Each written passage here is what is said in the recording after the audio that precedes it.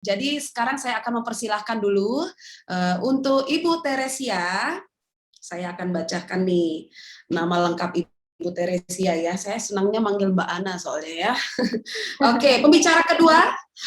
Pembicara kedua, Nurse Teresia Oktariana Sitorus Eskep MNG ya, Magister of Nursing. Ibu Ana ini menyelesaikan untuk magisternya di Brisbane, Australia, dan saat ini Ibu Ana sebagai Direktur Pelayanan di WooCare Center. Sangat banyak sekali, khususnya di bidang paliatif ini, banyak sekali hal-hal baru dan juga banyak hal yang akhirnya bisa dirasakan oleh para pasien-pasien kita yang mengalami masalah khususnya palliative care. Dan saat ini Ibu Ana akan memberikan materi dengan judul ketika seorang ibu memiliki kanker payudara ya. Jadi kita akan lebih dalam lagi ini merasakan gimana atau melihat dan memahami bagaimana seorang ibu yang mengalami atau menderita kanker payudara. Apakah Ibu Ana sudah ada? Sudah, Bu Nuran. Iya, tadi saya udah lihat, sudah disapa oleh Bu Wida ya. Oke, Ya. udah lihat tadi. Oke, salam kangen Ibu Ana dan terima kasih untuk waktunya. Dan saya persilakan kepada Ibu Ana untuk memberikan materinya. Baik, terima kasih Bu Nuran. Selamat Sama-sama, sore. Ibu. Assalamualaikum warahmatullahi wabarakatuh, Bapak Ibu semua. Selamat siang Ibu Wida dan para rekan-rekan sejawat dan juga mungkin di sini ada kader masyarakat atau pelaku rawat awam yang ikut. Ya, saya senang sekali. Mudah-mudahan saya bisa menyampaikan dengan baik sesi yang kedua ini. Saya izin share screen. Nah, tadi Ibu Ruran sudah menyampaikan topik yang akan dibawakan di sesi kedua ini adalah ketika seorang ibu memiliki kanker payudara. Tadi Ibu Wida balik sekali menggambarkan tentang gambar besar kanker payudara mulai dari insiden, kejadian, sampai dengan dampak fisik dan juga psikososial. Ya. Yang pastinya tadi beliau sampaikan banyak dan berat sekali. Betul. Bahkan kalau saat ini sesi saya hanya akan mengupas satu aspek tentang ibu, peran sebagai ibu, ya, peran pengasuhan anak, itu pun rasanya juga sudah berat, gitu ya. Jadi saya tidak bisa membayangkan ketika seseorang menghadapi berbagai beban, bukan hanya dari sisi fisik, tapi juga peran dan lain-lain. Baik.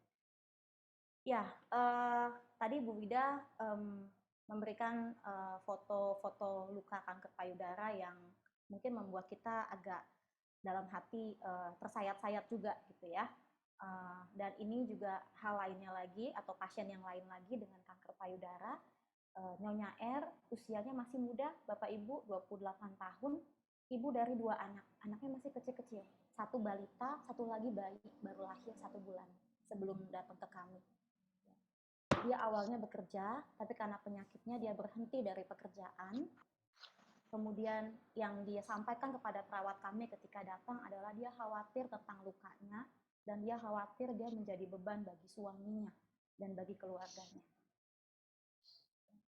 Jadi melihat kasus seperti ini, kalau boleh kita menggunakan waktu 15 menit ke depan, mari kita kupas dampak yang atau apa yang dirasakan seorang ibu, mungkin Ibu R tadi yang memiliki kanker payudara, melalui 3 poin ini.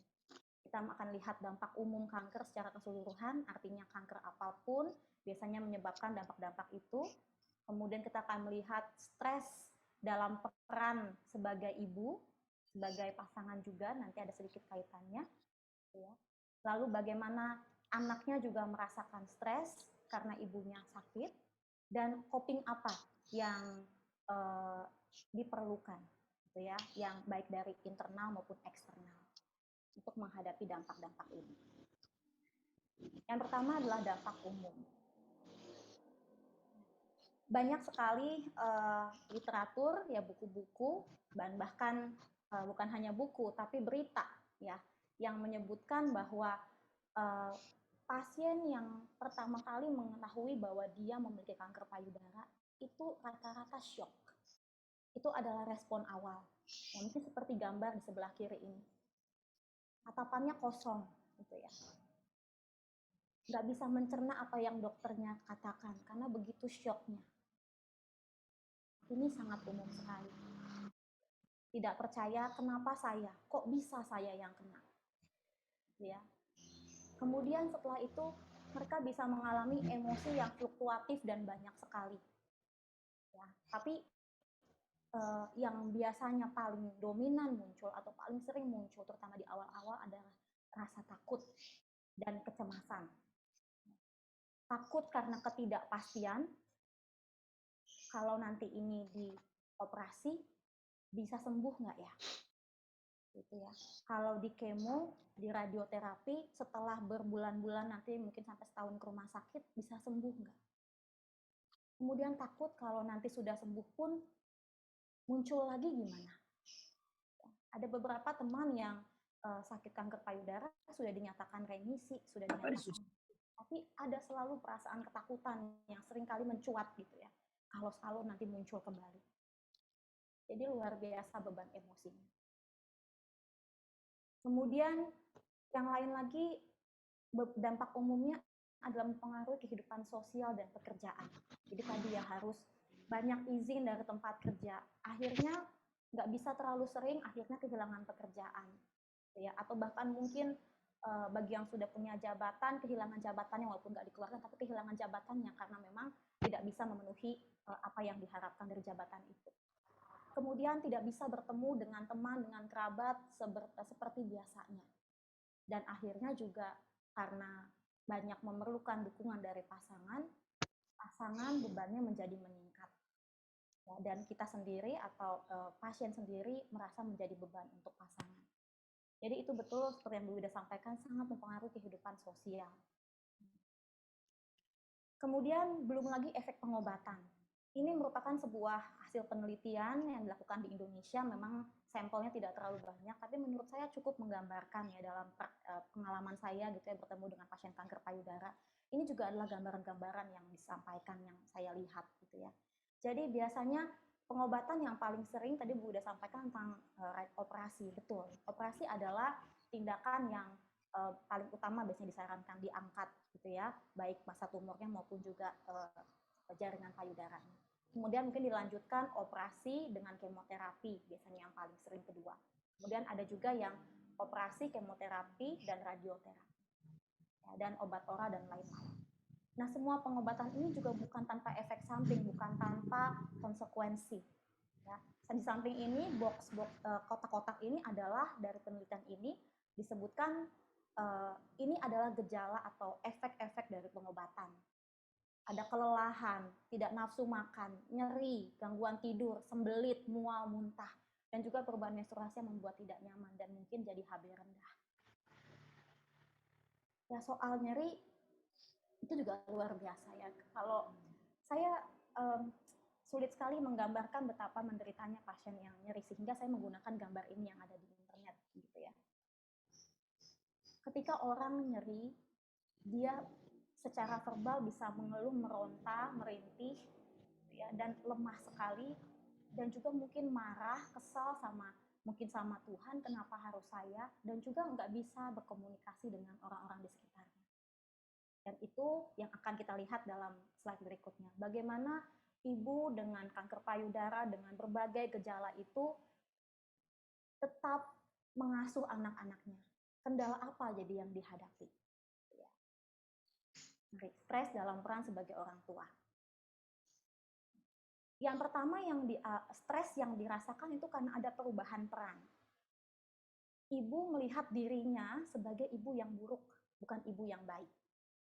Karena dia bukan menjadi sosok yang paling dekat dengan anak. Biasanya kan ibu itu pada umumnya gitu ya, bukan keharusan, tapi pada umumnya dia dekat dengan anak. Dan sekarang mungkin suaminya yang jadi lebih dekat sama anak, karena dia harus bolak-balik dirawat di rumah sakit, dan kalaupun di rumah tadi dia menahan nyeri sehingga dia nggak bisa berkomunikasi dengan anak-anaknya. Kemudian akhirnya suaminya tadi berperan ya sebagai ayah, kemudian sebagai ibu juga, merawat anak, merawat rumah. Kemudian stres ketika terkait dengan pengasuhan adalah akibat rasa bersalah. Ya, tadi masalah perubahan peran menimbulkan rasa bersalah karena tadi dia tidak bisa menghabiskan banyak waktu bersama anak. Kalau dia berinteraksi dengan anak pun dia mudah marah mungkin sebenarnya karena nyerinya, tapi jadi anaknya yang kena sasaran sehingga dia merasa bersalah karena dia marahin anaknya.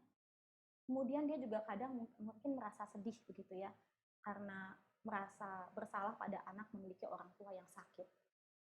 Dia merasa mungkin, anakku coba kamu punya ibu yang sehat. Kemudian yang menjadi stres lagi adalah ketakutan atau khawatir dengan si anak itu sendiri. Takut, biasanya takut karena tahu ini ada hubungannya dengan genetik, kanker payudara, jadi takut menurunkan penyakit pada anak. Ini gara-gara saya nanti anak saya sakit, kanker yang sama, saya merasa bersalah. Dan takut juga dampak psikologis pada anak gitu ya, dengan anak yang mungkin jadi sering kena sasaran marah, tidak dekat dengan ibunya, ya banyak sendiri. Nanti anak saya berkembang menjadi anak yang seperti apa ya? Apakah anak yang penuh dengan rasa marah, rasa kecewa dan lain-lain. Dan yang paling berat juga adalah takut suatu hari dia meninggalkan anak-anaknya sehingga anak-anaknya menjadi anak piatu tanpa ibu. Dan dia mulai berpikir nanti dirawat baik nggak ya sama bapaknya, nanti ada pengganti yang lebih baik nggak ya dari saya, dan seterusnya ya. Kemudian terkait dengan parenting atau asuhan, satu lagi juga adalah stres untuk berkomunikasi ya, perihal berkomunikasi dengan anak. Jadi pertanyaan-pertanyaan yang mungkin ada di benaknya adalah bagaimana saya bilang sama anak saya bahwa saya punya kanker. Bagaimana kalau ada banyak pertanyaan dari anak saya yang nggak bisa saya jawab? Bagaimana kalau ketika saya lagi ngomong sama anak saya bahwa saya punya kanker, malah jadi saya yang sedih, saya yang down, atau anak saya yang sedih, anak saya yang jadi down, yang jadi cemas. Dan mungkin juga ada yang terselip, bagaimana kalau saya pergi tanpa memiliki kesempatan cerita sama anak saya apa yang terjadi, dan memberikan pesan-pesan untuk anak saya.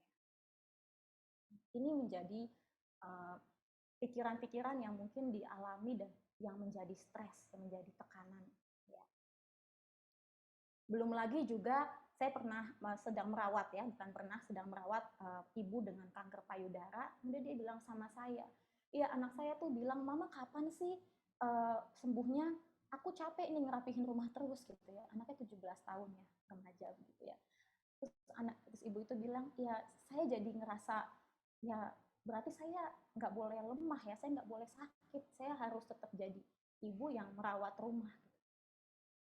Jadi ada rasa terdesak gitu ya, kemudian rasa kok orang nggak mengerti ya bahwa saya ini lelah, fatigue ya, lelah sekali, bukan karena saya mau. Itu tadi beberapa hal yang mungkin nanti kalau didiskusikan mungkin lebih banyak dari itu, tapi paling tidak kita bisa lihat bahwa itu saja sudah luar biasa bebannya. Kemudian sekarang stres bagi anak, ya, yang pastinya juga mempengaruhi ibunya. Anak ini perilakunya mungkin jadi berubah, jadi cari perhatian karena ibunya banyak di luar, banyak di rumah sakit dan lain-lain. Jadi ketika ada di rumah ada hal-hal yang dilakukan yang untuk mencari perhatian tapi malah mendatangkan emosi gitu ya. Atau mungkin anaknya jadi melawan ya karena menyampaikan protesnya gitu ya, karena untuk sesuatu yang dia nggak pahami. Atau mungkin ada juga yang lebih dewasa, dia tahu lagi sakit ibunya, jadi dia diem, nggak mau cerita, nggak mau nangis, menutup diri karena takut jadi menambah beban ibunya. Lalu rasa takut anak atau kekhawatiran anak juga dia bisa ngerasa sedih, marah, kasihan lihat orang tuanya tadi ya. Takut, kadang-kadang anak merasa orang tuanya sakit karena dia.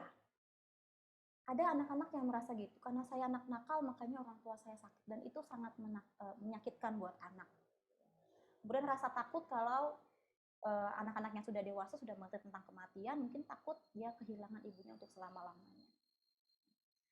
Kemudian juga mereka juga khawatir juga terpisah dari ibu untuk waktu yang lama gitu ya, merasa tidak ada perhatian tadi, kemudian dijaga oleh orang lain yang bukan orang tuanya. Nah, semuanya ini stres bagi anak ini juga menimbulkan stres bagi ibunya. Ya, dia sendiri juga punya stres dan kemudian ketika ditambah bayangannya akan stres atau tekanan yang dialami anaknya, itu menambah lagi ya dampak bagi si ibu ini. Lalu kemudian bagaimana copingnya ya? Tadi saya dalam stase saya tuh sepertinya semuanya kok bikin miris gitu ya, bikin sedih. Lalu bagaimana? Nah, dalam banyak literatur ya, kemudian saya melihat satu studi yang bagus ini ya, dan menyimpulkan poin-poin ini yang akan saya tampilkan karena memang tepat sekali gitu ya. Marina, Sarina. Bahwa coping bisa berasal dari eksternal, dari keluarga, dan dari diri sendiri. Dari eksternal, dukungan keluarga, dukungan teman, dukungan support group, sesama penyintas pastinya luar biasa penting. Ya. Sebuah teori menyatakan bahwa yang diberikan oleh keluarga, teman, support group ini adalah basic needs, kebutuhan dasar untuk dicintai, untuk dihargai, untuk didengarkan, dan itu merupakan support yang luar biasa. Kemudian kalau bisa bekerja di tempat kerja yang memberikan jam kerja yang fleksibel, itu juga pastinya sangat meringankan ya buat ibu yang mengalami kanker payudara. Dan jika memiliki tim medis yang kompeten, nanti kita bahasnya tadi juga Buda sudah bilang ya, yang melihat secara keseluruhan, secara terus-menerus, tidak hanya ketika ketemu di klinik, tapi juga setelah pulang ke rumah, ada yang memantau di rumah, wah itu luar biasa, melegakan. Itu yang tidak hanya teori sebutkan, tapi yang seringkali pasien-pasien saya sebutkan. Kemudian coping dari keluarga.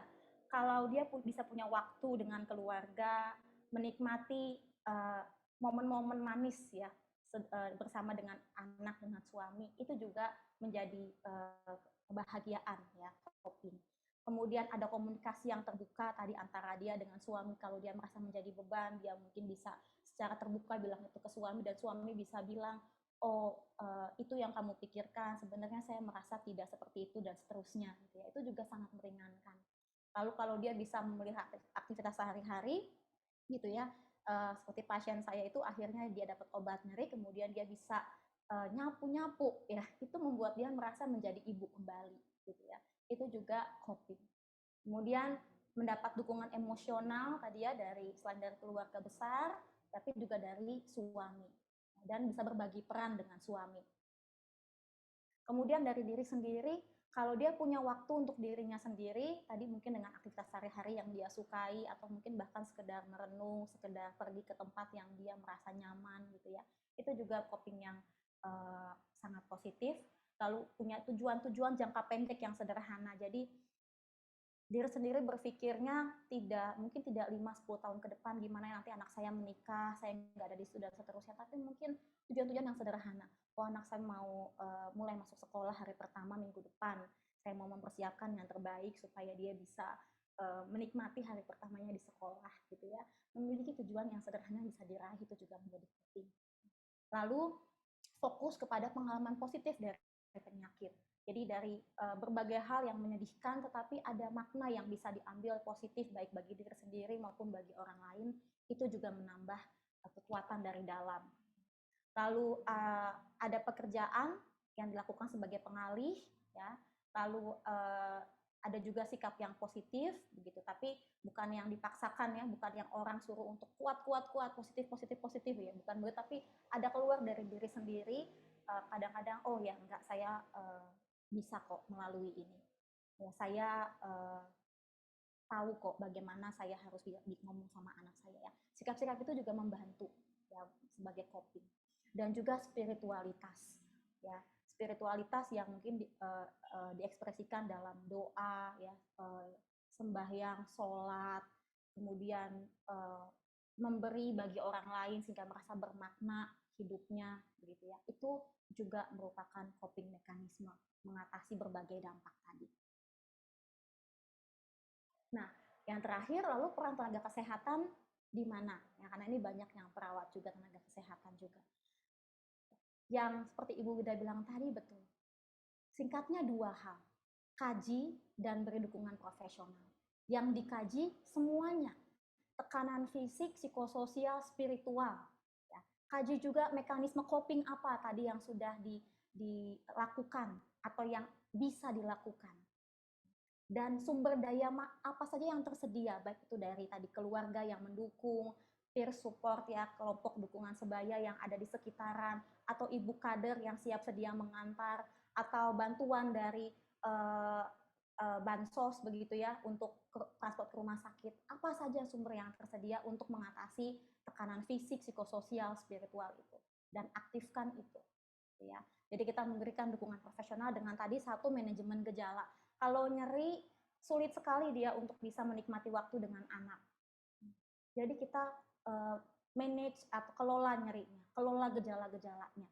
Kemudian untuk bisa mengelola gejala itu perlu kolaborasi interdisiplin dengan dokter, bahkan juga dengan fisioterapis. Tadi Bu Wida bilang betul, kalau exercise itu bisa, bahkan satu penelitian menyebutkan bahwa dengan adanya fisioterapis di rumah itu bisa mengurangi kejadian-kejadian seperti limfedema gitu ya, atau masalah-masalah di lengan lainnya, dan meningkatkan kualitas hidup, bahkan bisa memperlama ya survival. Nah, kolaborasi interdisiplin bukan hanya dengan tenaga kesehatan juga, tapi tadi mungkin dengan ibu kader, dengan camat, lurah, ya orang-orang yang bisa memobilisasi sumber daya begitu. Lintas tingkat ya, lintas sektor gitu. Kemudian komunikasi terapeutik ini penting sekali. Bagaimana ketika dia bilang sama kita dia takut, sebagai tenaga kesehatan, waktu kita bilang jangan takut, dia akan stop bicara. Dan dengan begitu komunikasi kita tidak menjadi terapi untuk pasiennya. Jadi ketika dia bilang takut, active listening, dengarkan, berempati, gali apa yang menjadi ketakutannya. Dan itu pasien-pasien saya selama ini mengatakan itu senjata yang cukup kuat gitu ya. Artinya senjata itu artinya sesuatu yang nampol gitu ya, sesuatu yang mereka rasakan betul manfaatnya menghadapi penyakit mereka. Kemudian berikan informasi, edukasi. Ini seringkali dianggap nggak penting. Ya, memberi edukasi, informasi itu cuma cuap-cuap, jadi nggak penting. Oh tidak, ya. Saya beberapa hari lalu baru mengadakan, ini terkait juga dengan poin selanjutnya, pertemuan keluarga, family meeting, di mana ada begitu banyak 7 anak, ada mertua, ada cucu-cucu berkumpul, dan semua mau dengar informasi. Dan setelah dengar informasi, semua mukanya berubah warna mukanya. Memang sedih, tapi juga ada kelegaan karena tahu apa yang harus dilakukan, kemana harus meminta bantuan dan lain-lain. Sehingga ketika pulang, keluarganya bilang terima kasih ya. Akhirnya saya bisa mendengar penjelasan yang bisa saya mengerti sebagai orang awam, dan itu menolong. Kemudian kalau kita punya skill, keterampilan yang lebih dalam, artinya dalam hal konseling, lakukan konseling baik untuk individu maupun keluarga. Perawat bisa melakukannya, atau tenaga kesehatan lain juga bisa. Dan kemudian kalau memang diperlukan, kita bisa melakukan teknik-teknik ini, kognitif behavioral therapy, mindfulness therapy ya, setelah kita terlatih untuk itu. Ya, itu juga banyak bukti menunjukkan, penelitian menunjukkan itu efektif. Tapi yang paling penting tadi adalah kaji, ketahui apa masalahnya, dan berikan dukungan yang bisa kita berikan, melibatkan disiplin yang lain. Sampai pada kesimpulan, ketika seorang ibu memiliki kanker payudara, sumber penderitaannya banyak. Dampak umum, stres peran, stres pada anak, belum lagi daftar-daftar yang lain mengantri di bawah, itu semua menjadi penderitaan bagi ibu dan keluarganya. Copingnya bisa dari eksternal, keluarga, dan internal. Dan salah satu yang eksternal adalah kita, petugas kesehatan, yang punya peran tidak hanya tentang fisik, tapi juga memberikan dukungan profesional untuk semua hal yang mempengaruhi kualitas hidup. Kira-kira itu presentasi dari saya siang ini. Ini referensinya, silahkan jika Ibu Bapak semua ingin membaca lebih lanjut. Demikian, moderator, saya serahkan kembali. Baik, Ibu Ana, terima kasih banyak untuk pemaparannya yang sangat benar-benar kita harus rasakan. Itu bukan hanya sebagai melihat individu yang menderita kansernya ya, dari segi kansernya aja, tapi bagaimana memang dampak baik pada dirinya secara psikososial dan juga lingkungan di sekitarnya, dan apa aja peran keluarga yang akhirnya berubah karena hanya satu orang, dalam hal ini adalah ibu ya, yang divonis untuk menderita kanker. Jadi belum lagi kalau bahas kanker pada anak atau suami yang menderita kanker. Jadi ini perannya semua berubah. Sungguh luar biasa. Terima kasih Bu Ana untuk pemaparannya ya dan sangat menarik. Ya,